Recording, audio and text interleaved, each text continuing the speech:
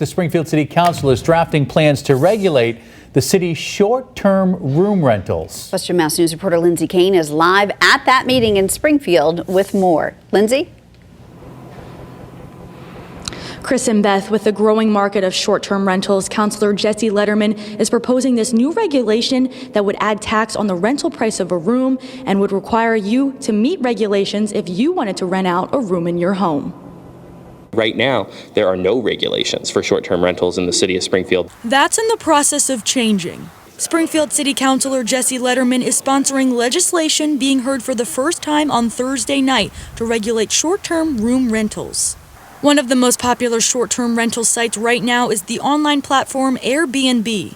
The site allows homeowners to rent out rooms in their house or apartment for guests to stay in, similar to a hotel. This legislation would increase the room tax for someone renting and would also require the homeowner renting out the room to meet specific regulations. But Letterman tells Western Mass News that the proposal is aimed to protect the city. We do see a growing market in Springfield of online short-term rentals, and that can be a positive thing, but what we want to ensure is that these types of operations respect the residential integrity of our neighborhoods. Now, there's been quite a few folks that have called in, both residents looking to either issue a complaint or just out of curiosity, but also operators calling in and saying, I want to do this, how can I do it responsibly? His proposal comes with rules for the homeowner requiring off-street parking, registering with the city of Springfield, an inspection every year in order to make sure the room is clean and safe, and an appropriate number of guests at a time. What we've heard from individuals who are already neighbors to such facilities is, they want to make sure that you don't have a potentially dangerous situation.